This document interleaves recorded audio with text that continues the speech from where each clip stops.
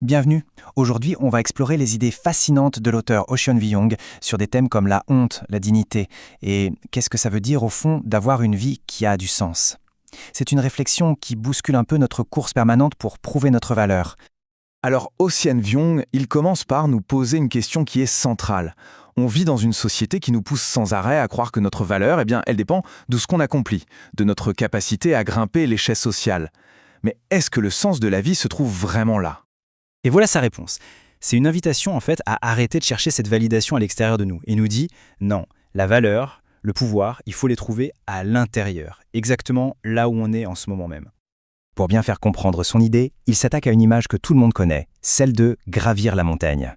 On nous dit depuis tout petit que le bonheur, la réussite, c'est un sommet qu'il faut atteindre après une longue et pénible ascension. C'est un peu comme si la société nous installait un logiciel par défaut.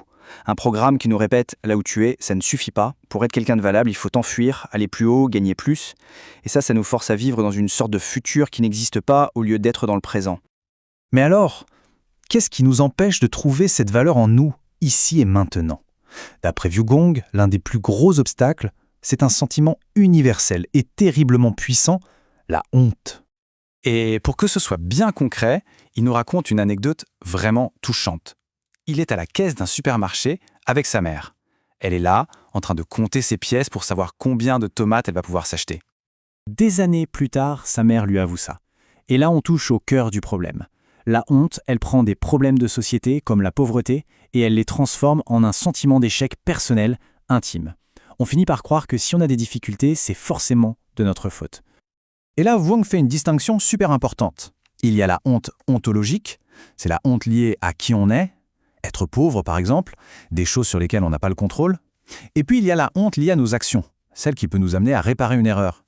Le piège, c'est que la société nous fait souvent ressentir la première comme si c'était la seconde. D'accord, donc si la honte est le poison, quel est l'antidote ? Pour Vuong, la réponse c'est la dignité. Mais attention, sa définition de la dignité n'a rien à voir avec le succès ou le statut social. C'est une redéfinition qui change tout. La dignité, ce n'est pas de ne pas avoir de galère, c'est la fierté qu'on peut tirer de son propre parcours, y compris des moments difficiles et de ce que les autres appellent des échecs.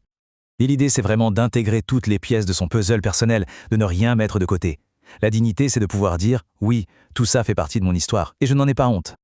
Ce qui est génial avec Vuong, c'est qu'il ne s'arrête pas à la philosophie. Il nous donne des outils, des techniques concrètes pour nous aider à changer cette petite voix dans notre tête et à cultiver cette fameuse dignité. Alors voici les 3 techniques qu'il nous propose. Elles ont l'air simples, mais elles sont très profondes. Ça touche au langage, à la manière de gérer nos émotions et à la reconnexion avec nos intentions premières. On va regarder ça de plus près. Le premier outil, ça concerne les mots. Le langage du marketing, de la pub, nous dit en permanence qu'on n'est pas assez. Pour lutter contre ça, Vuong suggère quelque chose de presque méditatif. Recopier à la main des textes qui nous font du bien, des poèmes, des citations. C'est une façon de s'imprégner activement d'un autre discours, un peu comme une prière laïque. Le deuxième outil s'inspire de la psychologie bouddhiste. Et l'idée de départ est toute simple, mais elle est assez bluffante. Notre cerveau ne peut se concentrer que sur une seule émotion à un instant donné. On ne peut pas tenir 2 balles en même temps, en quelque sorte. Voilà comment ça marche. Disons qu'on tient la balle de la haine de soi. La première étape, c'est de décider consciemment de la poser. Et tout de suite après, on prend une autre balle. Par exemple, la compassion pour quelqu'un qu'on aime et qui souffre. Et ce qui est incroyable, c'est qu'en se concentrant sur la souffrance de l'autre, ce qu'on ressent, ce n'est pas de la peine, mais de l'amour, de la connexion. Tout ça nous amène à la dernière grande idée de Vuong. Et c'est une métaphore absolument magnifique pour comprendre son propre chemin de vie et retrouver son intention de départ. C'est une image pleinement parlante.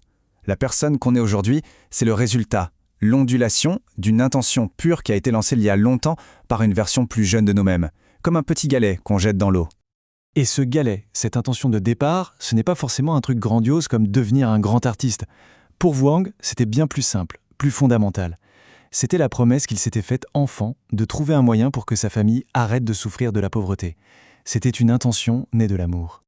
Et au bout du compte, le vrai sens, il est dans ces moments-là. À la fin de sa vie, la mère de Vuong ne se souvenait pas des prix littéraires, mais de ses petits instants de partage. C'est là que se trouve la vraie richesse, celle qu'on oublie souvent dans notre course vers le sommet. On termine donc avec cette question qui résume tout. Et si la quête de sens, ce n'était pas une fuite en avant, mais plutôt un retour à ce qui est essentiel ?